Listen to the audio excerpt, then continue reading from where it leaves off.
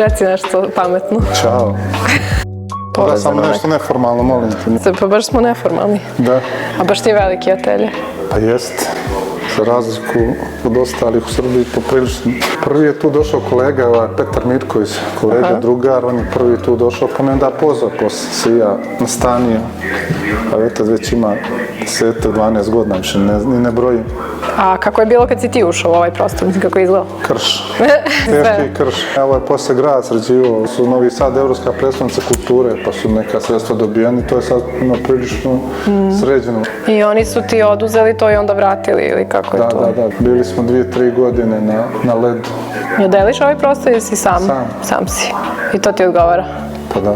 I ti si završio ovde u Novom Sadu akademiju ili? Ja sam kod Milana Blanuš, uspio sam zakačiti tu staru generaciju profesora. Pošto nisam znao ništa drugo, bio sam antitalenat za sve ostalo. Pitanje za ovo koliko sam talent. Čime se sada trenutno baviš? Sad sam na par nekih slika, većih, manjih. Radim sad trenutno u opsadu Kotora. A što baš Kotor? Pa zato što često tamo idemo pa onda mi je ta gužva, ta masa, taj turizam. I koristiš dosta svoj lik. Htela sam da pitam da li postoji neki mazohizam u tome svemu. Mazohizam? Pa često imaš te neke krvave scene. A nije, ja sam mislio da ćeš mi pitati zbog repeticije. Pa ima i repeticije. Ne, to više ona je terapija. Gledam konkretno u ovo oko ovde gore. U jednoj prilici dođe scena kada je jedan turista povrijedio ono oko i onda me tako inspiriše me to, ostanem urezam neđem da iskoristim taj moment. Da, ima dosta izmišljeno i sjećanje, može svega i svačega. Jel ti ikad frka da napišeš nešto što je previše out there ili politički? Ne. Nekad prođe malo vremena, bude mi onako neprijatno šta je sve izašlo, ali dosta njih i prepravim, dosta njih i uništim.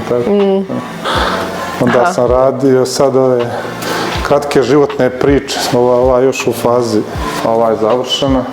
Pa sam bio inspirisan nekim intervjuom, Marina Abramović kad je rekla, kad je odvala da je alkohol i droge više nisu potrebne, rekao je super. Alkohol i droga više nisu potrebne. Da, dobar je neki intervju bio. Ali meni se sviđa što se vidi da nisi nešto preterano razmišljao. Tačka. Ne vidim neko opterećenje, meni se sviđa što ti samo onako kao pustiš Trudim se da bude to što ležernije, opuštenije. Toga se grozim umjetnosti, ili nešto onako frigidno, isprojektovano. Ne volim baš taj neki veliki predumišljanje. Da. Kad bude po skici neko, na kraj kad se završi, to bude veliko odstupanje. To su temi uglavnom i svakodnevnici, dosta je toga banalno, ne znam sad na prvu loptu kad vidiš, ali od tih banalnih nekih stvari pravim svoje neke velike momente, teme, dobro se rekao. Da. Šta su ti ove daščice? Uzimam na buvljaku, pa onda poslije nešto na njima doslikam, ispišem, kako kad. Mislim, to ima gore na spratu, ima njih dosta i u kuhinji, pa možeš vidjeti. Ovo mi je najnoviji, ovo mi je Diotos, dok sam vas čekao. Spisak obaveza. Ustati iz kreveta, otpjevati neku pjesmu. Jesi pevao pesmu? Pa da, krene dan. Što čujem na radiju. Radio 202 stalno priča. A jel ti se ikada kao zasiti od sopstvenog rada svuda po zidu i to? Uglavnom je to sve što vidiš, što vidiš, sve to dorađivano, ništa nije konačno i još uvijek u nekom procesu, Je li ovo tvoja žena na slici? Supruga? Ne, ovo je bilo inspirisan nekom izložbom u muzeju savremena, to je isto dorađeno. Da. Imam čitavu jednu prostoriju punu. I ove cigle isto? Da, to su suveniri iz kineske četvrti prije rekonstrukcije. To su stare te original cigle i onda sam sačuvao. A i ove vaze ovdje ispod? Ja to sam od jednog prijatelja što se bavi tim antikvitetima, pa kad mi izlete te neke starije, nešto malo čudnije, on mi sačuvam. I tu imam planu sve doslikam sa ptičicama. Ja mislim da je ova ta neka prva, da je iz 2015. 14. Pa straže ih ljudi. Da.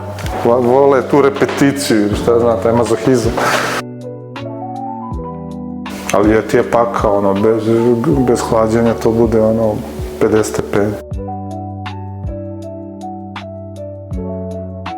Volim stripovi, ne? Mislim da mi stripovi bila neka inicijalna kapisa od koje sam ja krenuo. Precrtavao sam te naslovne stranice, šta znam. I dalje danas volim, na primjer Kramba obožavam. Jel imaš neke radove koje ne prodaješ, koji su kao tvoji omiljeni? Samo za koje sam mislio da neću prodat, posle kad sam prodao.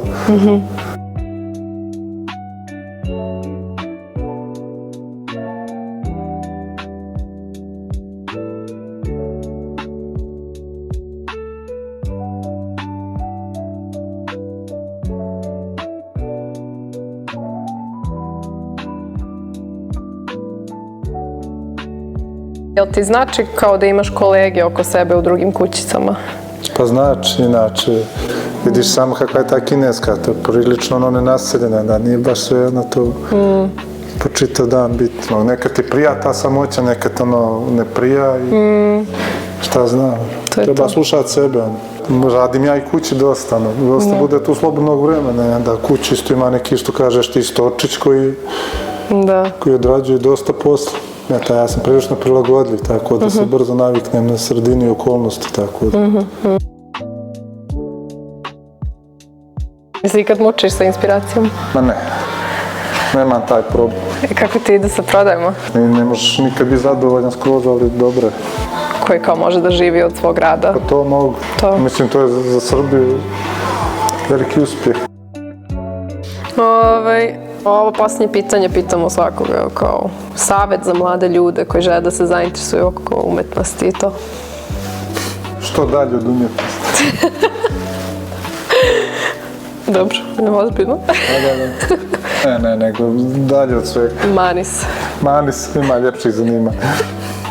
Dobro. Iskren savjet.